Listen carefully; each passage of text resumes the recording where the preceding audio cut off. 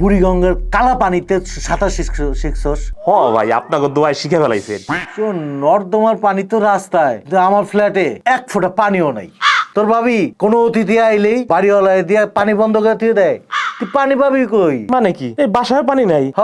এই নর্দমা পানিতে সাঁতার কেটে গেলে গোসল টোসল না করলে?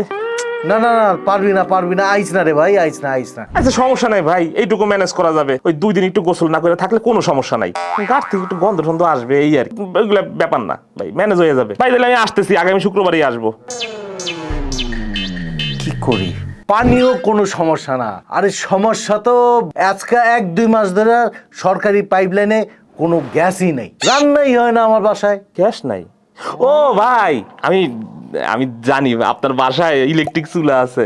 এ ভাবি ফেসবুকে পোস্ট দিছিল নতুন ইলেকট্রিক চুলা কিনা, তো এটা দেখছি ভাই, সমস্যা নাই। ওই ইলেকট্রিক চুলা দিয়ে 2 দিন রান্না করে খাবো, ব্যাপার কি? শালার কি বউ পাইলাম! সব কিছু ছবি তুলা ফেসবুকে দিয়ে দিতে হয়, সারা দুনিয়ারে জানা দিতে হয়। বাইরে জি ভাই। ভাই, ইলেকট্রিক চুলা আছে ঠিক, তোর ভাবি তো নিজেই রান্না জানে না। জানতে জানে না? খাবি কি খাইতে পারবি না তো। আহ, ভাই এমন করতেছেন কেন? 2 দিনেরই তো ব্যাপার। কইতাছস তো 2 দিনের, কিন্তু আমার যে অবস্থা খারাপ হয়ে যাবো সেইটা কি তুই বুঝতে পারতেছস?